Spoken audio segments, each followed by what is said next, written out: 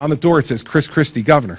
And every time I see that, now I go every day, I go in the front door. Ever since that first day, every day I go in the front door. I never go in the back door unless MSNBC's at the front door. Then I don't go in the front door.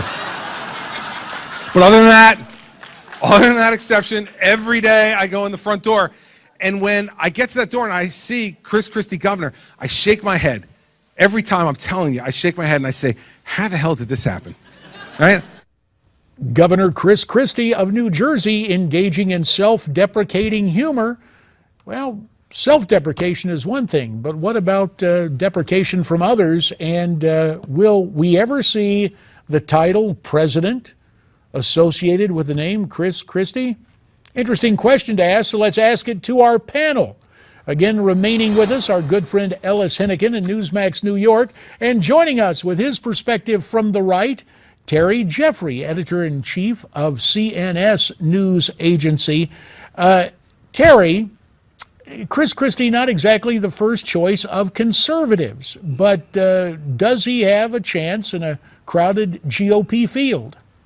Well, I think he has a chance. I don't think it's a good one, JD. When you go through the Republican caucuses and primaries, there's definitely conservative voters and voters who aren't conservative. There's a huge field. At the beginning, in Iowa and New Hampshire, you're going to see conservatives dividing up among a bunch of candidates. On the establishment side, you're going to see Jeb Bush, Chris Christie, maybe some others, we'll see. But Christie definitely will not be getting in the conservative vote. And for him to surpass Jeb Bush for the establishment vote, I think would be extremely difficult. Well, let's ask our friend on the left, Ellis Henican. Ellis, what do you think of Christie's chances? Well, JD, at this point, as far as I can tell, everybody hates the guy. I mean, the conservatives don't like him, the moderates don't like him, certainly the Dems don't like him. I think it's more likely that when you go to a Wendy's franchise, there'll be a sign on the door that'll say, Chris Christie, night manager. That's more likely than seeing his sign at the White House, I'll tell you. Now, look, he may not be my first choice, but that's not in any way to denigrate any done. fast food chain. He's over. All right. Well, he's over. Forget about it. Some guy just got started. That guy would be a conservative. Ted Cruz becoming the first to announce his run. Now let's take a look at what one MSNBC guest had to say about the Texas senator. Nothing says let's go kill some Muslims like country music. fresh from Lynchburg, Virginia. Someone who obviously does not want to be a polarizing candidate, wants to bring people together. That was offered when Cruz answered the question saying that he quit listening to rock, I guess, after 9/11. Ellis, any chance we'd ever hear that level of invective directed at a Democrat? I mean, that's just stupid, right? And yes, there are stupid people on the right, too. If you'd like me to give you a list, I could probably come up with one for you, JD. That's just a dumb comment. Country music is great. Although I would say, please don't give up rock and roll just because of 9/11. That's kind of equally dumb, isn't it, Senator? I would say that one needs a wide breadth of listening, but again, that's just me. We're going to listen to Terry Jeffrey and his take on this kind of let's jump on Ted Cruz. Ellis said earlier, nobody likes Christie these days, but boy, a lot of people made their disdain very public for Senator Cruz. Is that going to help him, Terry? I don't think it's going to hurt him. Obviously, Ted Cruz is a very outspoken conservative. He seems to stand his ground. Liberals don't like that. On the music thing, JD, I agree with you. I think any genre of music can be used to promote any agenda. You can write an opera that advances something. You can write a country western song that advances something. You can write a rock and roll song. And so I think what she said was a non sequitur, but it does illustrate an animus that liberals generally have toward Ted Cruz. And on the subject of music, Ellis, I'm wondering, back in the day, there used to be songs for different campaigns. Do you have a song title possibly for the theme to the Ted Cruz campaign?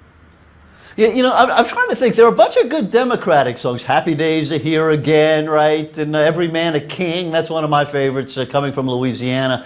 I don't know that many good Republican songs. It seems to me every time the Republicans try to use a song, the musician steps forward and says, get your hands off my song. Whether it's Bruce Springsteen or someone else says, no, quit using my song. Well, it's just like so many folks in the media. Terry Jeffrey, you got, I guess maybe Ted Cruz has to reach out to country music composer and come up with a campaign song of his own. 25 seconds to respond. Get the last word, Terry. Well, maybe to broaden his base, you ought to find a rock and roll band to back him up. You know, back in 2004, John Kerry picked "This Land Is Your Land" as his theme song, far left-wing song. I thought that was the most appropriate theme song for a campaign. Oh, that's a great song. Come on. And on that That's note, Pete Seeger, man. we're going to hum a Woody happy Guthrie. Good tune stuff. during the break and come back to sing from a different songbook. Stay tuned. At the same time, we're negotiating fervently with a country who has marches to attack the United States and to ceremonies where they support the Holocaust and a supreme leader that calls for a 5-point plan to annihilate Israel. All the while that we're negotiating with them, while they're destabilizing the world, it's an Alice in Wonderland foreign policy. It makes no sense. Former Florida Governor Jeb Bush describing President Obama's foreign policy as Alice in Wonderland. Of course, there's a risk the former Florida governor has in terms of folks coming back and saying, well, wait a minute, Governor Bush, aren't you trying a foreign policy that might be considered all in the family? At any rate, when is Jeb going to announce? Let's continue our discussion now with our political panel. Ellis Henican from Newsmax, New York, and conservative Terry Jeffrey Skyping in from Washington, D.C. Terry, is there any doubt that Jeb Clinton's going to run? And do you think, Jeb Bush, a little bit of a Freudian slip, but you know, the whole notion of Bush versus Clinton, it was just a Freudian slip, not trying to pick on anybody, but this whole notion of Bush and Clinton, do you think most people expect it to be that kind of election in 2016? Well, I think there's a possibility of it. I think Jeb Bush has a lot of handicaps, including the fact that he is the son of a president and the brother of a president. And I think the legacy of his brother is not very bright at this point. But I do think he is the front runner among the possible establishment candidates. As I said before, I think he's got a better shot at it than Chris Christie.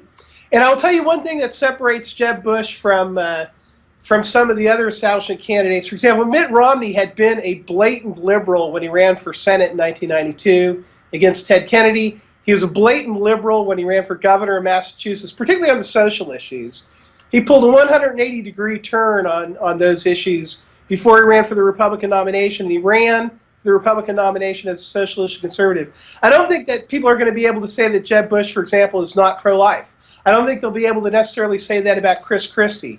That makes him a little different than Mitt Romney, but still, they are not going to be the candidates of the conservative base of the Republican Party. And one of the reasons for that, Ellis, is Jeb Bush is consistent, but he's also consistently supporting amnesty. Do you still think Jeb and the establishment money, and just given the people who may get in the Republican field, does that help Jeb Bush get the nomination? Well, hold on just a second, JD. I understand some folks, some of your friends argue that if you don't flog immigrants, it amounts to amnesty. I don't think that Jeb Bush is really in favor of amnesty. He doesn't want to try to deport 14 million people tomorrow, but that doesn't mean he's an amnesty supporter. Listen, here's the reality, and we may well get a Clinton-Bush race in 16, and a big part of the reason is that we have taken away all of these limits on campaign finance, and so the big establishment candidates who are able to raise tons and tons and tons, almost unlimited amounts of money, have a huge advantage over someone coming up from the outside with some fresh ideas. I know it frustrates the genuine conservatives who want to see their folks get a fair chance, and it frustrates people like me who want people with a more strident progressive voice to be in the mix. But yeah, if you let the rich people decide who's president, they're going to stick with the establishment every time. Well, JD, I'll tell you what an important factor will be. Okay. Whether multiple conservatives stay in the race through multiple primaries and caucuses. If it's narrowed down to one conservative who's a viable presidential candidate, I believe that candidate would beat Jeb Bush. The last time, for example, you had Santorum and Gingrich splitting the conservative vote, including in southern primaries, against Mitt Romney, and allowed Romney to win some states he wouldn't otherwise win. I will tell you, I don't think Jeb Bush is going to do very well in Iowa. The immigration issue is extremely important to people in Iowa. I don't think his position on immigration will be very harmful to him in Iowa. So I think if we have multiple conservatives, Jeb's got a chance. If it narrows down to one conservative, I doubt it. And final 15 seconds, Ellis, it's still Hillary all the way, and are you ready for Hillary? I mean, I'm not thrilled any more than you guys are thrilled about Jeb Bush. But I mean, I can read politics, and unless someone really catches fire on one of the extremes, you're going to get a boring name brand election in 2016. Oh, let's hope not. Anything but boring. We're coming back with more.